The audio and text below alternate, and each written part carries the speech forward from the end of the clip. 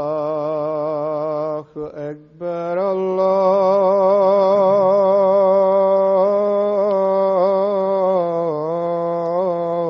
الله أكبر الله أكبر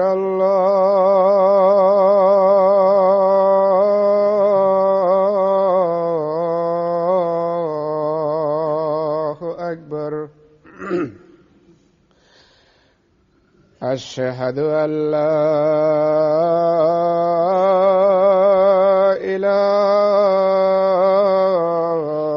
إله إلا الله أشهد أن لا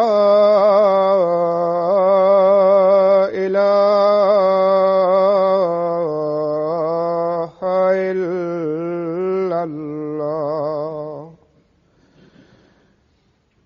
أشهد أن محمدا رسول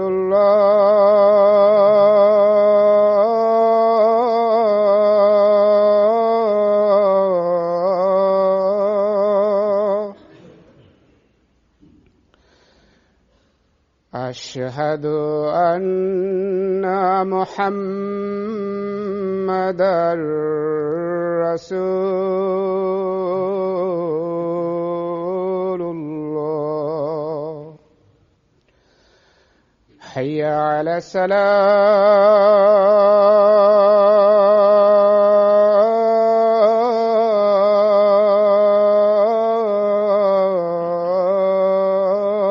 الصلاة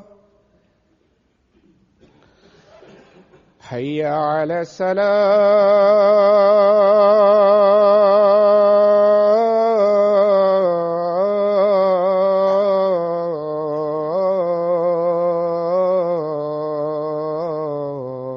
الصلاة حي على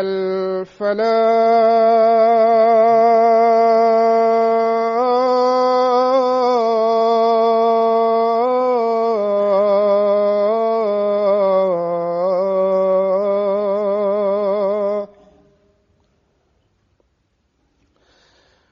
حي على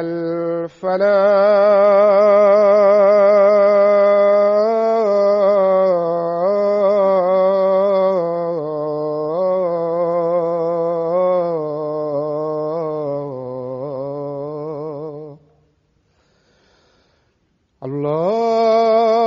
الله أكبر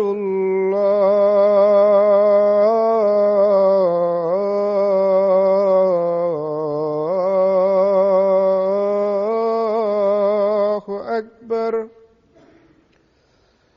لا إله إلا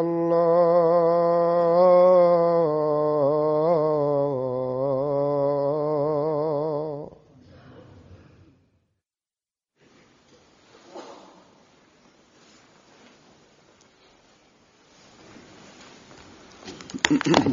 السلام عليكم ورحمة الله.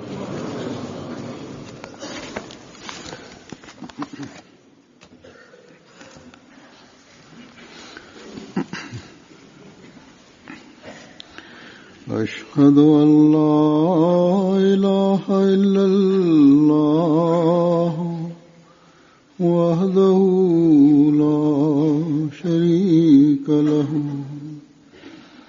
وأشهد أن محمدا عبده ورسوله أما بعد فأعوذ بالله من الشيطان الرجيم بسم الله الرحمن الرحيم الحمد لله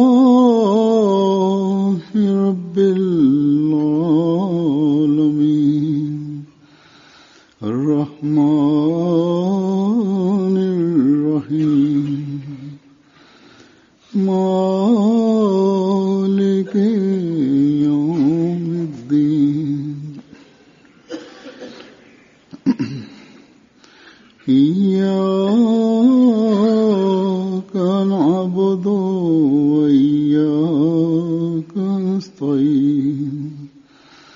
اهدنا الصراط المستقيم صراط الذين أنعمت عليهم غير المغضوب عليهم ولا الضالين.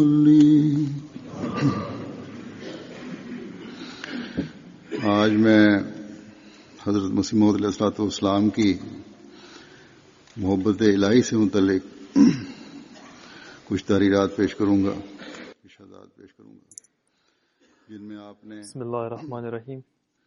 मोहब्बत इलाही की हकीकत Хазур говорит, और तारीफ сегодня я представлю вашему вниманию некоторые писания и наставления Хазрата Обетованного Мессии, мир ему, о любви к Богу, की गहराई और फिलॉसफी в которых он рассказал об истинной сути и значении любви Бога. जो आपके मानने वाले हैं, जो आपकी जमात में शामिल हैं, В них он также рассказал о способе и секрете обретения любви Всевышнего Аллаха इलाही के बारे में и о ее глубине и होनी философии, चाहिए, а также о том, होने चाहिए, какие надежды он имел относительно нас, बयान फरमाया. то есть его последователей बस इस и लिहाज से включенных в его общину. हर हवाला ही काबिल गौर है और हमारे लिए Он также рассказал о том, какие старания мы должны прикладывать ради обретения любви Бога и какого уровня должна быть наша любовь к Нему. के मजमून की रूह को समझते हुए Обо всем этом он тоже рассказал. बढ़ने वाले हों, Одним словом, वाले हों, каждая цитата достойна глубоких размышлений и является светильником, освещающим путь. मसीह मौऊद अलैहिस्सलाम फरमाते हैं, Поэтому вам необходимо внимательно слушать эти तकल्लुफ цитаты, का काम नहीं, чтобы, понимая дух, темы и любовь к Богу, вы были исправляющими себя и увеличивающими ее. इसकी हकीकत ये है Хазрат Обетованный Мессия, мир ему, изрекает, को पसंद करके любовь не является искусственным делом и этикетом. Напротив, इसके असल она является одной из человеческих сил, उसके कमाल и суть ее состоит в том, что сердце тянется к той вещи, которая ему нравится. यही मोहब्बत का हाल है कि उसके जौहर भी И поскольку основные достоинства любой вещи कि जब наиболее полно ощущаются тогда, और अकमल когда она достигает своего совершенства, और तमाम точно так же и у любви, ее достоинство проявляется очевидным образом тогда, когда она достигает степени полноты и совершенства. है कि उशरबू फी कुलूबिहिम अल-इज्ल, यानी उन्होंने गौसाले से ऐसी मोहब्बत की, Всевышний Аллах изрекает, उनको गौसाला «И были сердца их напоены любовью к Тельцу из-за неверия их». जो शख्स किसी से कामिल मोहब्बत То करता есть है они так полюбили Тельца, लेता है, словно Телец был напитком, утоляющим жажду. उसके अखलाक और उसके चाल चलन के साथ रंगीन हो जाता है. На самом деле, जिस тот कदर ज्यादा человек, मोहब्बत होती है, который любит кого-то, उसी कदर он словно इंसान пьет बितौबा или вкушает его, अपने महबूब की सिफात की तरफ и он украшает себя его нравственностью и его поступками. उसी का रूप हो जाता И है. чем больше человек любит кого-то, वो тем больше он естественным образом тянется к достоинствам своего возлюбленного, खुदा से मोहब्बत करता है, до такой степени, तौर पर что он становится похожим на того, кого он любит. उस नूर को हासिल कर लेता Это и есть секрет того, что тот человек, который любит Бога, в соответствии со своими способностями, становится отражением своего света Бога, который содержится в Божьей сущности.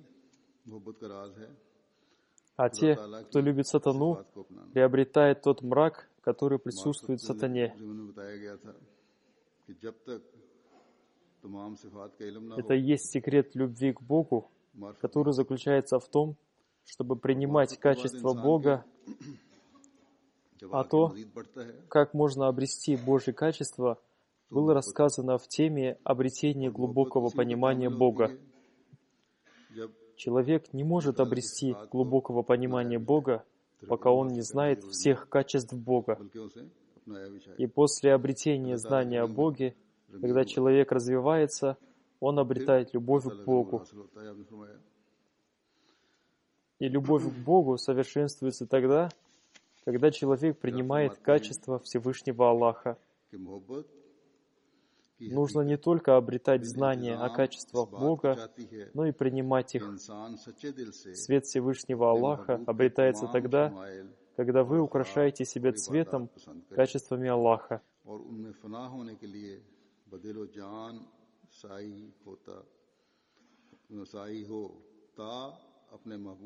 Затем обетованный Мессия мир ему изрекает: суть любви обязательно требует от человека, чтобы он с искренним сердцем любил все нравственные качества поклонения своего возлюбленного, святого пророка, мир и благословение Аллаха да пребывает с ним, и прилагал все усилия души и сердца для растворения в любви к нему, чтобы, растворившись в любви к своему возлюбленному, он обрел ту жизнь, которой жил его возлюбленный.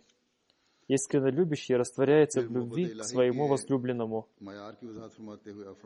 Он словно проявляется из ворота своего любимого и создает в себе такой его образ, словно он выпил его, и говорится, что он из него, и, украшая себя его качествами, он предстает перед людьми вместе с ним, растворившимся в любви к нему.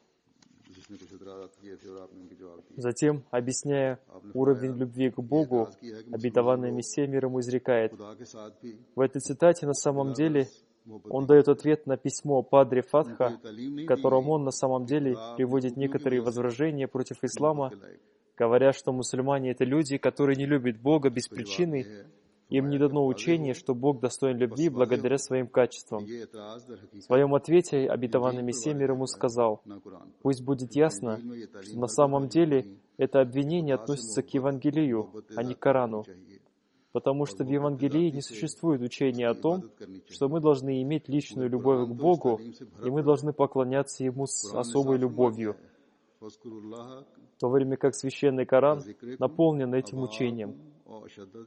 Коран очень открыто и ясно возвещает: «Поминайте Аллаха, подобно тому, как поминаете вы отцов ваших, или еще более сильным поминанием».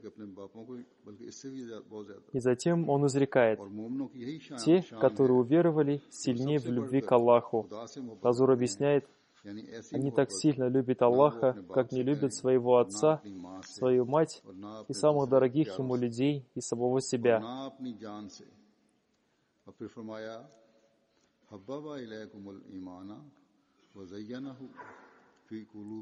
Далее он изрекает: «Аллах внушил вам любовь к вере и сделал ее прекрасной в сердцах ваших». И далее обетованный Мессия мир ему изрекает: «Поистину, Аллах повелевает вершить справедливость и благодеяние и одаривать людей как близких». Хазур поясняет, этот аят говорит о праве Всевышнего Аллаха и праве людей. И достоинство этого аята состоит в том, что он установил оба эти аспекта соблюдения прав. Обетованный Мессия мир ему говорит: о праве людей мы уже рассказали. Хазур поясняет, на самом деле эта цитата взята из книги, в которой он подробно рассказал о праве людей. Там, где он объяснил право людей, там он очень ясно рассказал о том, что верующий человек проявляет милосердие даже к неверующему человеку. И обязанность верующего человека заключается в том, что если неверующий нуждается в сочувствии, то он обязательно должен проявить его и стать утешителем его духовных болезней и болезней тела. Хазур поясняет, если даже он является неверующим и страдает духовными болезнями, то он должен стать для него утешителем. Это является их правом и нашей обязанностью. И в этом содержится ответ на тот вопрос, как можно любить неверующего человека. Некоторые люди выдвигают возражение: вы говорите любовь ко всем, но как это возможно? В ответ на это обетованный Мессия мир ему говорит: проявить к нему сочувствие, исправить его и удовлетворить его нужды является проявлением любви к нему, а не так любить его, чтобы принимать его слова неверия и его религию. Хазур поясняет, когда вы любите верующего человека, и он является истинным верующим, то любовь к нему заключается в том, чтобы принимать его хорошие поступки и его добрые деяния. Но если он совершает какие-то плохие дела, то следует объяснить ему это с точки зрения религии. Но что касается общечеловеческого сочувствия, то, любя все человечество, человек должен проявлять его ко всем. Любовь не означает принимать все плохие деяния и поступки каждого человека, потому что мы его любим. Затем обетованный Мессия мир ему изрекает о правах людей: кормить голодных, освобождать рабов, оплачивать долги должников и поднимать тяжести тех, кто пребывает под тяжестью, то есть помогать им. Далее в этом аяте говорится о справедливости. Проявляйте милосердие больше, чем справедливость. И справедливость состоит в том, чтобы, не делая различия между религиозной и национальной принадлежностью, соблюдать права людей. Это является правом людей, и верующий человек соблюдает их из-за любви к человеку ради обретения довольства Всевышнего Аллаха. В первую очередь, человек должен любить Всевышнего Аллаха. Эта цитата взята из книги «Источник Мессии».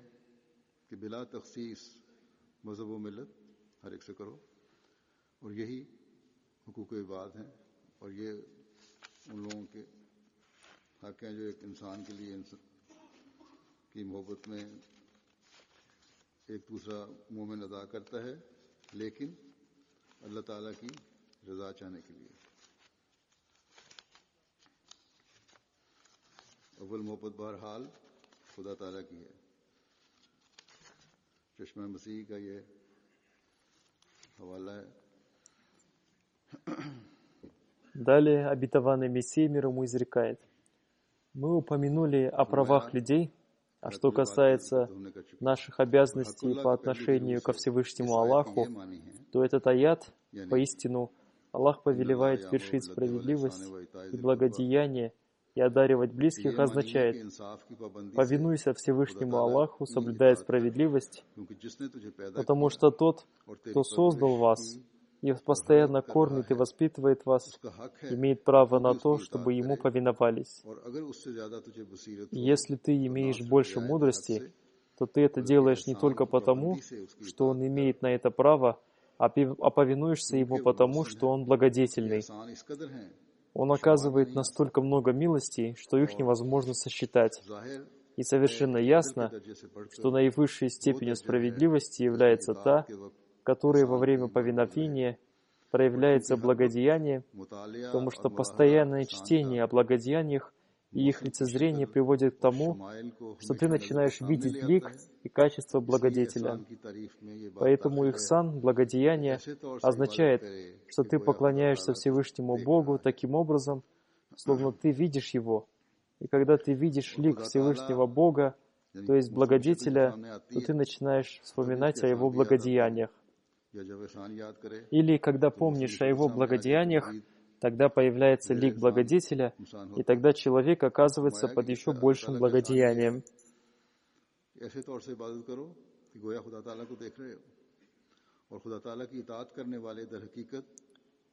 Далее обетованный Мессия мир ему изрекает: на самом деле, повинующиеся Всевышнему Богу делятся на 3 группы людей. Первые — это те люди, которые по причине наличия завесы между ними и благодеяниями Бога не могут их видеть. Хазур объясняет: то есть Всевышний Аллах находится за завесой, Он невидимый и не предстает в облике человека. А мирские вещи видимы, и мы знаем о них, и человек ощущает их.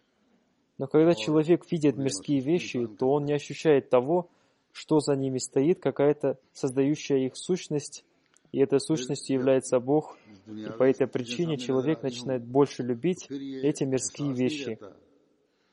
Обетованный Мессия мир ему сказал, что есть 3 типа людей, и первый из них те, кто не может хорошо видеть благодеяние Всевышнего Аллаха. И какая причина того, что он скрыт за завесой, а другие средства нам видны? Далее он изрекает: в нем не создается того волнения, которое создается при виде великолепия благодеяний, и в нем нет движения той любви, которая движется при наличии представления о великих благах благодетеля. Более того, они признают право Всевышнего в качестве Творца всего сущего только поверхностным взглядом. Хазур объясняет, они не признают благодеяния Аллаха, в них присутствует вера в общем виде, и они претендуют на то, что они являются мусульманами, поэтому признают право Всевышнего Аллаха или право на то, что Он является Создателем.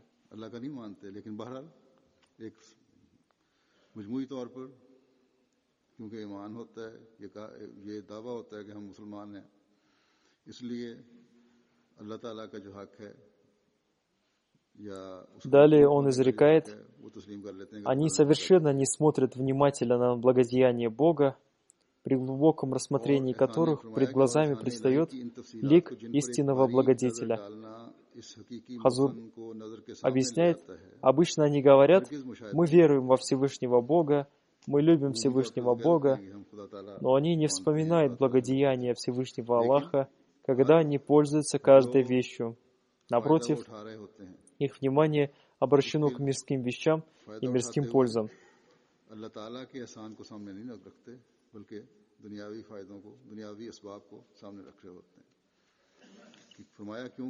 Далее он изрекает, какова причина того, что пыль поклонения мирским средствам мешает увидеть лик истинного Создателя всех мирских средств во всей его полноте.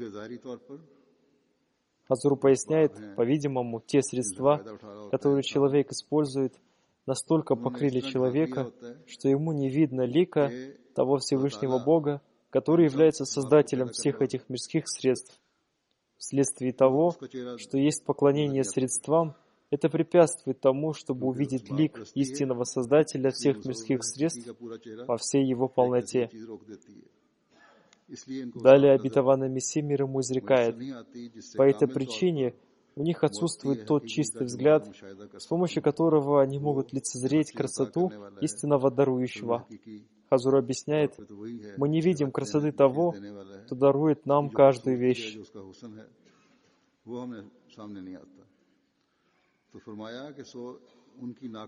Далее обетованный Мессия мир ему изрекает, таким образом, их слабое знание о сущности Бога соединено с нечистотой мирских средств. И по причине того, что они не могут хорошо видеть благодеяние Бога, поэтому они сами не обращают к Нему того внимания, с которым они должны были обращаться к Нему, глядя на эти благодеяния. Благодаря обращению внимания проявляется лик истинного благодетеля. Более того, их знание о Боге очень туманное. Причина этого состоит в том, что кое в чем они надеются на свои труды и на свои средства, и в коем чем они напоказ веруют в то, что на них возложена обязанность соблюдать права Создателя и считать Его дарующим удел. И поскольку Всевышний Аллах не возлагает на человека больше, чем у него есть понимание, поэтому Он желает от них только того, чтобы они соблюдали Его право благодарить Его. И в аяте «Поистину Аллах повелевает вершить справедливость». Слово «справедливость» означает оказывать повиновение, проявляя справедливость. Хазур поясняет, поскольку у них нет полного знания, они только на словах говорят, что Он является Создателем и дарующим удел. Поэтому Всевышний Аллах, в соответствии с их состоянием, сколько бы они ни благодарили Его, считает их благодарность достаточной для них. И они тоже думают, что они многое сделали ради Всевышнего Аллаха. Далее он изрекает, выше этой степени есть еще степень знания Бога человеком. И оно заключается в том, как мы только что рассказывали, зрение человека очищается от того, чтобы смотреть на мирские средства и видеть десницу милости и благодеяния всемилостивого Бога. И в этом положении человек полностью освобождается от завесов мирских средств. И все поговорки, подобные поговоркам «Мое поле дало урожай благодаря тому, что я возделывал его», или «Я обрел успех благодаря собственным усилиям», или «Моя цель была достигнута по милости Зайда», или «Благодаря присмотру Бакара я был спасен от уничтожения», оказываются низкими и ложными. И когда человек видит только одну сущность, одно могущество, одного благодетеля и одну руку, человек с чистым взглядом, ни в малейшем степени не замутненном пылью примешивания мирских средств, видит благодеяние Всевышнего Бога.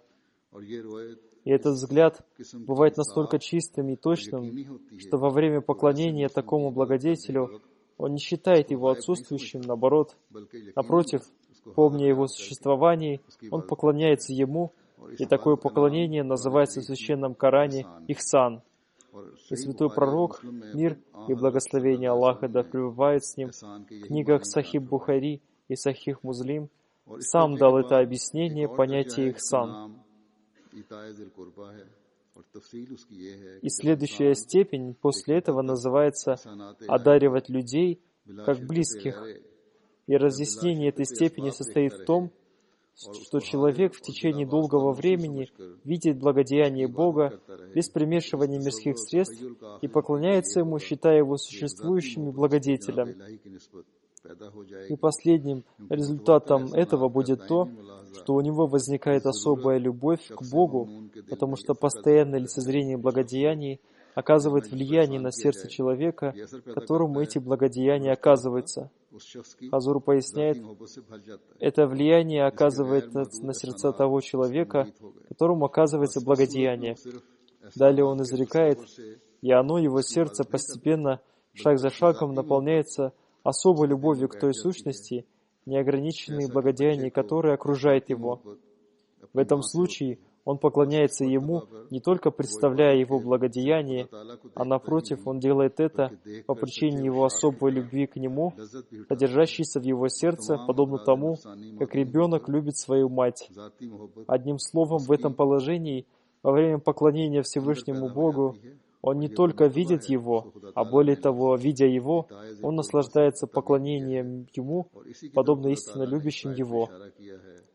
И в нем исчезают все личные интересы, и создается особая любовь к людям.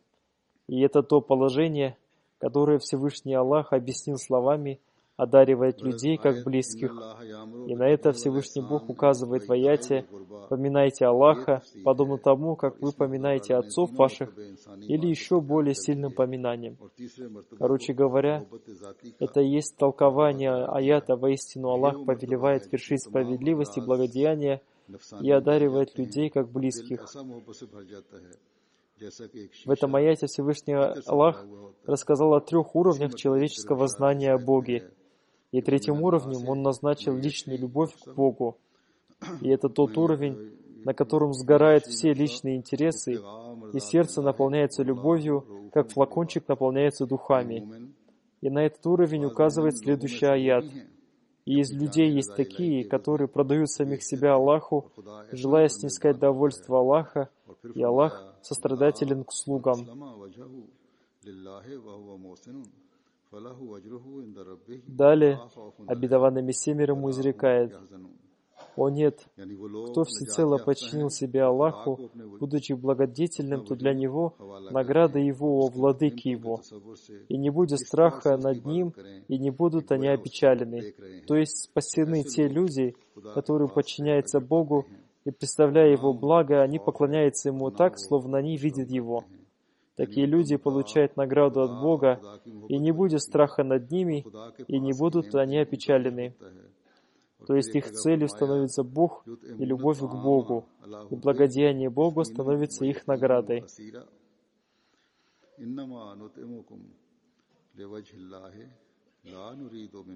В другом месте Всевышний Аллах изрекает, «И они кормят едой, несмотря на любовь к ней бедняка, сироту и пленника. Мы кормим вас только ради угождения Аллаху. Не желаем мы от вас ни вознаграждения, ни благодарности. Этим служением мы желаем только снискать лик Бога». А теперь мы должны думать о том, как ясно из этих аятов узнается, что Священный Коран поставил на такое высокое место поклонение Богу и добрые деяния, чтобы с чистым сердцем проявилось желание снискать любовь Бога и Его довольство. Всевышний Аллах назвал эту религию исламом с той целью, чтобы человек не поклонялся Всевышнему Богу из-за своих личных интересов, а поклонялся Ему, испытывая большое желание к этому. Хазур поясняет, то есть не поклоняться Всевышнему Богу из-за своих личных интересов для удовлетворения своих личных нужд, а напротив поклоняться Ему, испытывая большое желание поклонению. Далее он продолжает. Вследствие того, что слово «ислам» означает, оставляя все свои интересы, довольствоваться довольством Бога, в мире нет ни одной религии, которая имеет эти цели. Несомненно то, что Всевышний Аллах для того, чтобы упомянуть о своей милости, обещал верующим различные типы благ. Но верующие, желающие достичь высокого положения, обучены тому, чтобы поклоняться Всевышнему Богу, испытывая к Нему особую любовь. Настоящее поклонение совершается с особой любовью к Богу, а не с целью получения какой-либо пользы. Затем, в одном месте, рассказывая о признаках истинной любви, обетованный Мессия мир ему изрекает: «Истинная любовь к Богу — это удивительная вещь. Ее огонь сжигает огонь грехов и сжигает страстные желания греха. Истинная, особая и полная любовь несовместима с карой». Одним из признаков истинной любви является то, что в натуре человека появляется сильный страх прекращения отношений с возлюбленным, то есть Богом. И совершив самую малую ошибку, он считает себя погибшим. И идти против своего возлюбленного он считает ядом. Он испытывает сильное беспокойство для того, чтобы встретиться со своим возлюбленным. Отдаление от возлюбленного наносит ему такой удар, словно он умер. Поэтому он считает грехами не только те вещи, которые считают грехами обыкновенные люди, такие, например, как убийство, прелюбодеяние, лжесвидетельство. Напротив, он считает большим грехом даже самое малое проявление беззаботности и обращение на кого-либо, даже самого малого внимания, забывая Бога. Поэтому он постоянно совершает истихфар и спрашивает прощения у своего вечно любимого. И поскольку его натура не радуется тому, что он на какое-то время отдалился от Всевышнего Бога, поэтому если он, будучи человеком, проявляет самую незначительную беззаботность, он считает ее грехом, подобным горе. Это секрет того, что имеющий полные и чистые отношения со Всевышним Богом постоянно совершает истихфар, потому что требование любви состоит в том, чтобы истинно любящий всегда беспокоился о том, чтобы его возлюбленный не сердился на него. И поскольку в его сердце создана жажда того, чтобы Бог был полностью доволен им, поэтому если даже Всевышний Бог говорит ему: «Я доволен тобой», он не удовлетворяется этим, потому что, например, выпивший один раз испытывает потребность выпить во второй раз. Также, когда внутри человека начинает бить источник любви, эта любовь требует от него, чтобы он обретал все больше и больше благоволения Всевышнего Бога. Хазур поясняет: если даже Всевышний Аллах сказал ему: «Я доволен тобой», то это не значит, что мы должны перестать выполнять свои обязанности, и сообщение человеку Всевышним Аллахом о его довольстве обращает его к еще большему совершению истихфара и поклонению.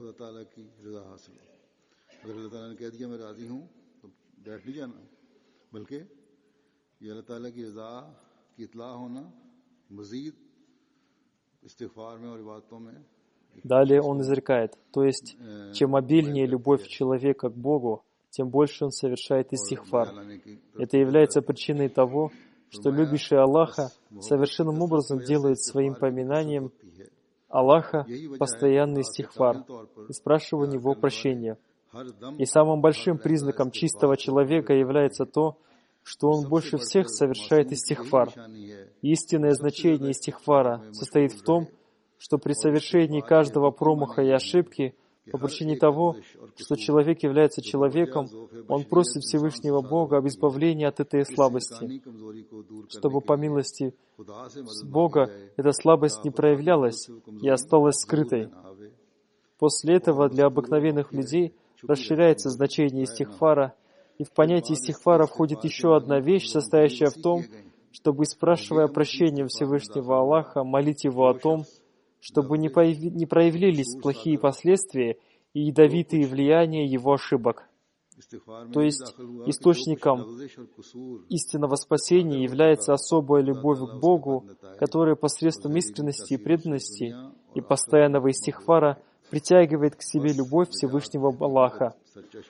И когда человек доводит свою любовь ко Всевышнему Аллаху до совершенства и сжигает человеческие страсти, тогда внезапно, подобно пламени в его сердце, проникает любовь Аллаха, и она вытаскивает его из грязи низкой жизни, и его душа украшается светом чистоты Бога, живого самосущего. И он даже обретает часть всех качеств Бога, и он становится одним из видов проявления Бога, и все, что скрыто в вечном сокровище Бога, проявляется в мире посредством Него. И поскольку Бог, создавший этот мир, не является скупым, напротив, Его благословения являются вечными, Его имена и качества никогда не перестанут проявляться.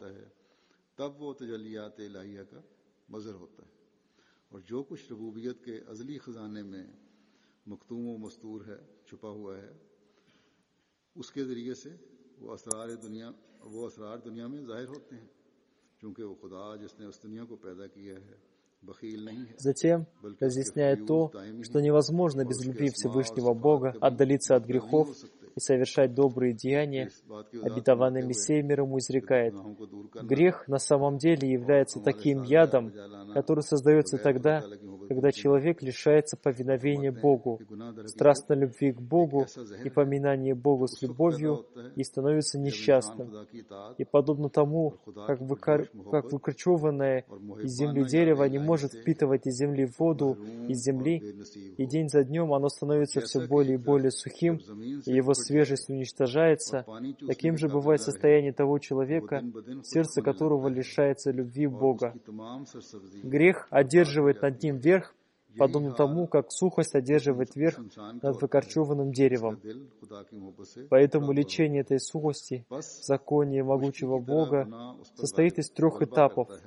Первый из них — любовь к Аллаху, второй — истихфар, который означает желание подавлять свои страсти и вырвать их с корнем, потому что до тех пор, пока корень дерева скрывается в земле, он может обрести свежесть.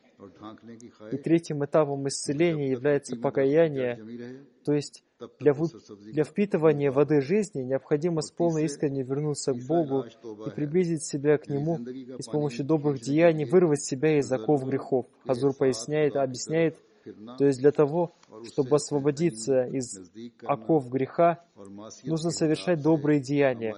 Как я уже рассказал в своих проповедях несколько недель или месяцев назад, для избавления от оков греха необходимо иметь силу решения и силу знания.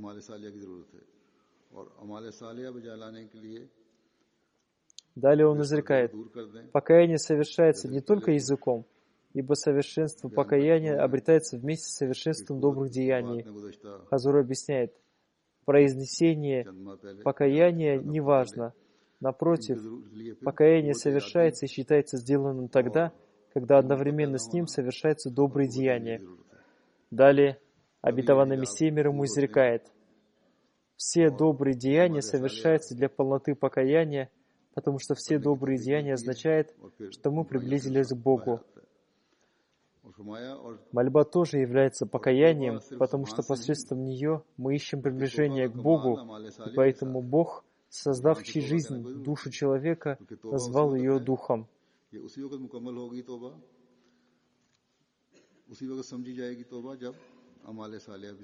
Потому что истинное ее успокоение и отдохновение находится в признании существования Всевышнего Бога, любви к Нему и повиновении Ему. И Он назвал жизнь нафсом, душой, потому что она создает единство с Богом. Хазур объясняет: Он назвал жизнь, душу, духом, потому что она обретает спокойствие в любви к Богу, а нафсом Он назвал ее потому, что нафс имеет способность соединиться со Всевышним Богом.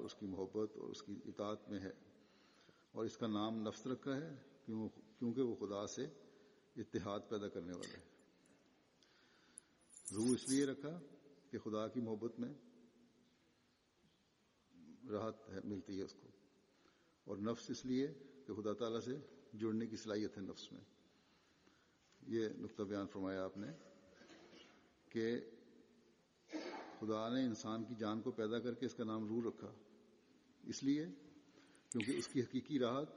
Далее он изрекает: «Любовь к Богу подобна дереву, растущему в саду, и хорошо укрепленному в земле сада. Она является раем человека, и подобно тому, как дерево впитывает воду из земли и выделяет ядовитый углекислый газ, подобно этому бывает состояние сердца человека, впитывая воду любви Бога, оно обретает силу избавляться от яда грехов. И он очень легко удаляет яд греха, и, растворившись в Боге, получает чистое воспитание, хорошо развивается, светится красивой свежестью и приносит хорошие плоды. Но тот, кто не укреплен Богом, не может впитывать воду процветания. Поэтому каждый момент он засыхает, и, наконец, опадают его листья, и остаются только его сухие и некрасивые ветви. То есть, поскольку сухость греха создается из-за отсутствия связи с Богом, поэтому для удаления этой сухости и исцеления является необходимым создание прочных отношений с Богом. Хазур поясняет: создайте прочные личные отношения со Всевышним Аллахом, и тогда эта сухость отдалится. В ином случае человек духовно погибнет, подобно сухому дереву.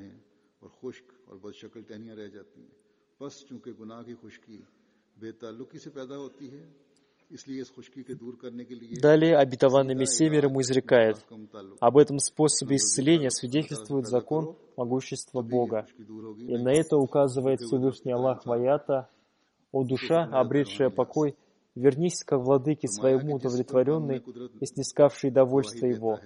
Войди в среду слуг моих и войди в рай мой». Короче говоря, только любовь и страстное чувство к Богу являются способом исцеления от греха. Поэтому все те добрые деяния, которые выходят из источника любви и страсти, льют воду на огонь греха, потому что человек, совершая добрые деяния ради Бога, скрепляет свою любовь к Богу печатью. Так верить в Бога, что отдавать Ему предпочтение перед всем и даже перед своей жизнью, является первым уровнем любви, который похож на состояние дерева, когда его сажают в землю. Вторым уровнем является истихфар, который означает, что отдалившемуся от Бога не открывается секрет смысла жизни человека. И этот уровень похож на то состояние дерева, когда оно укореняется в земле.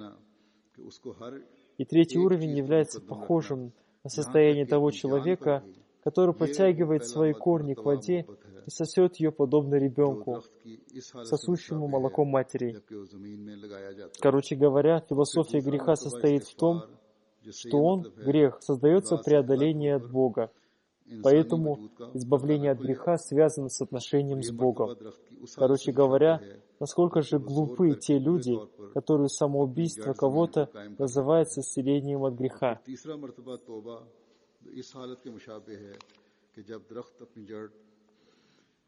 जब दरख्त अपनी जड़ें पानी से करीब करके बच्चे की तरह इसको चूसता है, गरज गुनाह की फिलॉसफी यही है कि वो गुनाह की फिलॉसफी यही है कि वो खुदा से рассказывая о средстве обретения приближения ко Всевышнему Аллаху, обетованный Мессия мир ему изрекает: Священный Коран представляет учение, действуя посредством которого в этом мире можно обрести встречу с Богом. И тот, кто надеется на встречу владыки своего, пусть творит он доброе дело и в поклонении владыке своему не приобщает к нему никого. То есть тому, кто желает встретиться с Богом в этом мире, следует совершать такие добрые дела, в которых не будет никакой смуты, то есть совершать добрые деяния не для того, чтобы показать их людям. И из-за этих поступков в его сердце не создалось высокомерие. В его деяниях не было никаких недостатков, и в них не было бы ничего противоречащего любви к Аллаху. Напротив, он должен быть преисполнен правдивостью и преданностью. Должно быть так, чтобы он оберегал себя от всякого многобожия, и ничто не считал Богом, ни солнце, ни луну, ни звезды в небесах, ни воздух, ни огонь, ни воду, и никакую другую вещь на земле, и не оказывать почтения мирским средствам, и не надеяться на них так, словно они сотоварищи Аллаха, и не придавать никакого значения своей силе и старанию, потому что это является одним из видов ширка, многобожия. Напротив, прилагая все свои силы, считать, что мы ничего не сделали, и не гордиться ни своими знаниями и ни своими поступками, а напротив, считать себя невежественными.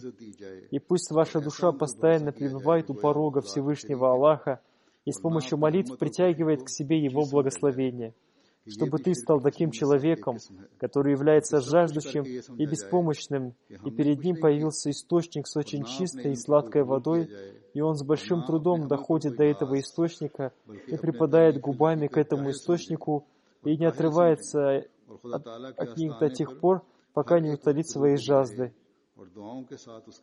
Затем, рассказывая об уровне любви к Богу, он изрекает: «Если вы узнали о том, что в вас есть любовь искреннего любящего, то подобно тому, как умирает от голода и жажды любящий, разлученный со своим возлюбленным, забывая о еде и питье, и он не заботится о своем теле, так же и вы должны раствориться в любви к Богу, чтобы ваша сущность исчезла.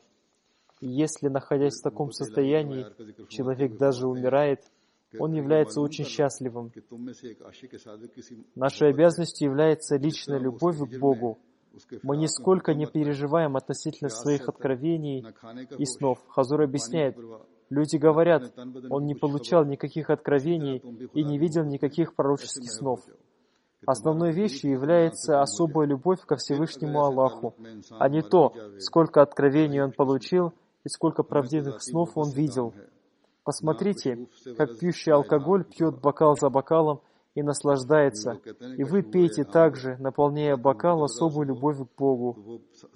Как он, пьющий алкоголь, упивает безмерно много, так же и вы станьте никогда не утоляющими свою жажду любви к Аллаху. Пока человек не ощущает того, что в любви к Аллаху он достиг такой степени, что стал называться любящим, он не должен отступать назад, а идти все дальше и дальше, и не отрывать бокала, наполненного любовью к Аллаху, от своего рта. И чтобы достигнуть этого уровня, делайте себя беспокоящимися об этом, любящим и переживающим. Если вы не достигли такого уровня, вы не стоите и копейки. Пусть в вас будет такая любовь, чтобы вы не переживали ни о какой вещи больше, чем о любви к Богу. Не становитесь подчиняющими себя никакой алчности и не испытывайте боязни ни перед чем. Затем он изрекает: особая любовь к Аллаху создается тогда, когда человек полностью довольствуется Всевышним Аллахом, и у него не остается никакой жалобы. Пока не создается любви к Богу, вера находится в состоянии опасности. Но когда создается особая любовь, то в этом случае человек пребывает в состоянии спокойствия, и он защищен от нападок сатаны. Вы должны обрести особую любовь с помощью мольбы. Пока не создается любви к Богу, человек находится под влиянием нафса амара, души, побуждающей его ко злу, и человек находится в лапах сатаны. И такие люди находятся под влиянием души, побуждающей ко злу. Их поговоркой на языке пенджаби является следующее: «Этот мир сладок, а кто видел следующий мир?» Хазур объясняет, то есть мир сладок, а наступит или не наступит следующий мир, кто это видел? Далее обетованный Мессия мир ему изрекает: эти люди находятся в очень опасном состоянии, а состояние людей с нафс лавама, душою себя порицающей, изменчивое. В один момент они являются святыми, а в другой момент становятся сатаной. Хазур поясняет, второе состояние человека — это состояние, когда он находится под влиянием нафс лавама. В один момент они бывают святыми, а в другой момент шайтанами. Их состояние переменчиво. Далее обетованный Мессия мир ему изрекает: их цвет меняется, потому что они начали бороться с душой. В этой борьбе иногда они становятся победителями, а иногда побежденными. Однако эти люди находятся на похвальном месте, потому что они совершают и добрые деяния тоже, и в их сердце присутствует также и боязнь Бога. Но те люди, которые имеют нафс мутмаинна, душу, обретшую покой, становятся победителями. Выходя из состояния всяческих опасений и боязни, они достигли места покоя, и они находятся в обители мира, который недоступен сатане. Затем, говоря об уровне страстной любви верующего к Богу, он изрекает: Цвет верующего и любящего Бога бывает одинаковым, и он правдив в своей любви. Он имеет в себе по отношению к своему возлюбленному, то есть к Богу, полную искренность и любовь, и чувство жертвенности, и он стойко выстаивает перед ним молитвы, наполненные рыданиями и плачем, и никакое наслаждение мира не является для него наслаждением. Его дух воспитывается в этой любви, и он не испытывает беспокойства, когда его возлюбленный не обращает на него внимания, и он не теряет силы, увидев с его стороны тишину и невнимание. Напротив, он всегда движется все дальше и дальше, и он создает в своем сердце боль любви к своему возлюбленному. Обе эти вещи, не испытывать беспокойства и двигаться дальше, необходимы, чтобы верующий полностью растворился в любви к своему возлюбленному Богу. Хазур поясняет, то есть любящий Бога верующий должен становиться полностью растворившимся в любви к Богу. Обетованный Мессия мир ему изрекает, он должен совершенствоваться в этой любви, и никакое потрясение не может поколебать его стойкости в выполнении обещания любви к Богу. И он наполнен правдивой любовью, и со стороны возлюбленного он никогда не встречается с невниманием и тишиной. В нем существует два вида боли. Первая боль любви ко Всевышнему Аллаху, а вторая та боль, которая возникает в сердце во время переживания за кого-то, находящегося в беде. И он проявляет беспокойство, желая ему хорошего. И в нем создается беспокойство для оказания ему помощи. Для обретения любви ко Всевышнему Аллаху стойкость должна соединяться с искренностью и болью. Это состояние, одолев человека от человечества, приводит его под сень Бога, до тех пор, пока его боль и страстная любовь человека к Аллаху не достигает такого уровня, когда он забывает обо всех других, кроме Аллаха, он находится в опасности. Уничтожение этой опасности очень затруднительно без того, чтобы человек, оторвавшись от всех, кроме Аллаха, стал только его. Войти в его довольство тоже очень сложно. Он должен иметь такую боль за творение Аллаха, которая подобна той искренней любви, какую имеет в своем сердце мать к своему слабому любимому ребенку. Хазур объясняет, человек должен разорвать отношения со всеми, кроме Всевышнего Аллаха, и он должен иметь боль в сердце к творению Всевышнего Аллаха. Это и есть основа, которая должна быть в сердце истинного верующего, любящего Всевышнего Аллаха. Затем обетованный Мессия ему изрекает, прочная связь со Всевышним Аллахом и любовь к Нему создается тогда, когда человек знает о Его сущности. Люди испортились, когда у них появилось сомнение о Боге. Многие открыто стали атеистами. И много есть те, кто не стал атеистами, но украшены их цветом, и по этой причине они становятся ленивыми.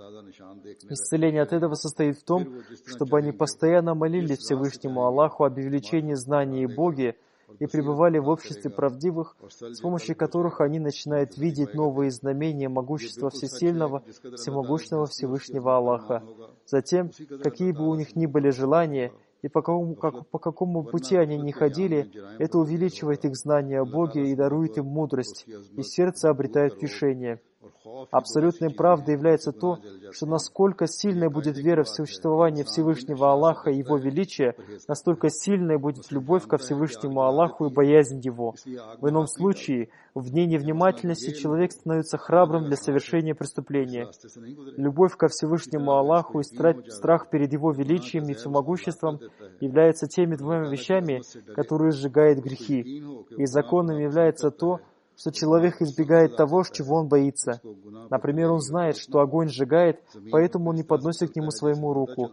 Или, например, если у него есть знание о том, что в таком-то месте находится змея, то он не пойдет по этому пути. Таким образом, если он убежден в том, что яд греха убивает его, и он боится величия Всевышнего Аллаха, и он убежден в том, что ему не нравятся грехи, и он сильно наказывает за них, то он не проявлял бы храбрости и смелости для совершения грехов, поскольку его душа всегда пребывает у Всевышнего Аллаха.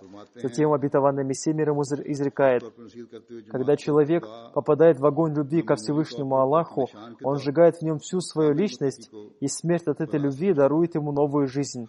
Разве вы не можете понять, что любовь тоже является огнем, и грех тоже является огнем? Говоря коротко, тот огонь, который является огнем любви к Богу, уничтожает огонь греха.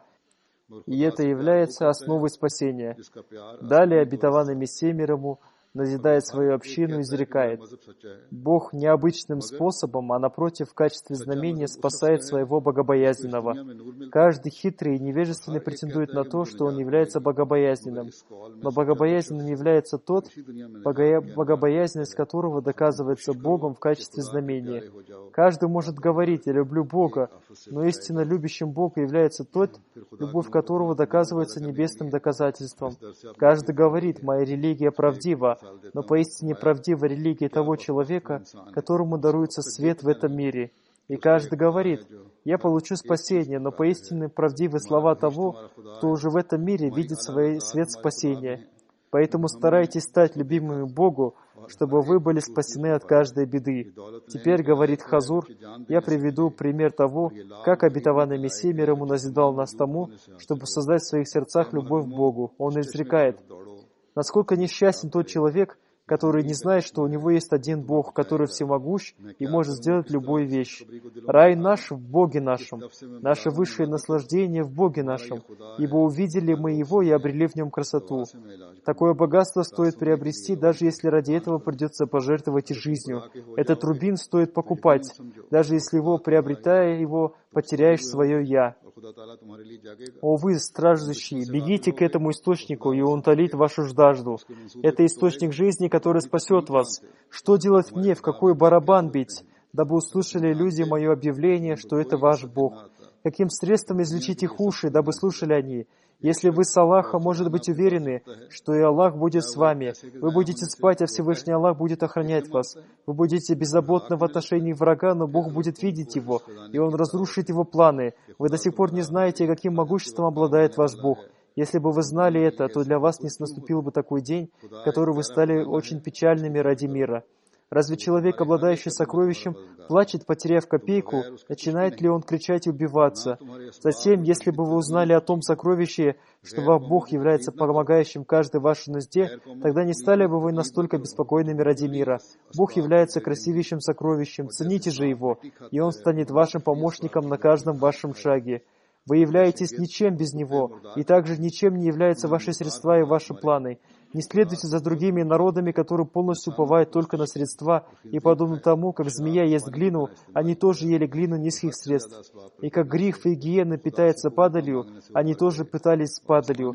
Они далеко отошли от Бога, предавшись поклонению человеческим существам, поеданию свинины и свободному потреблению вина, как если бы оно было безвредно, как вода. Поскольку они слишком зависимы от материальных средств и не ищут помощи Бога, они мертвы. И Небесный Дух улетел от них, как вылетает из своего гнезда голубка. В них появились проказа поклонения миру, которая поразила все их внутренние органы духовной жизни, поэтому бойтесь этой проказы. Затем он изрекает: прилагайте большие усилия для того, чтобы узнать того Бога, обретение которого является ключом к спасению и ключом к освобождению от влияния сатаны. Бог проявляет себя в том человеке, который ищет Его с любовью и искренностью в сердце.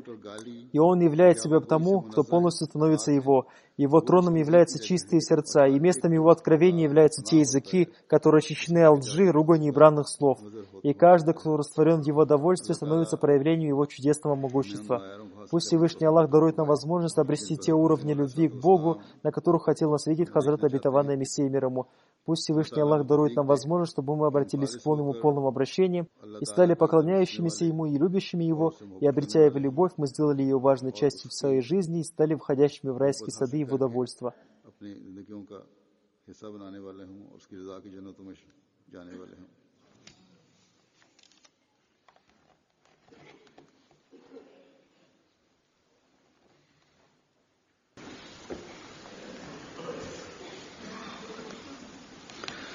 الحمد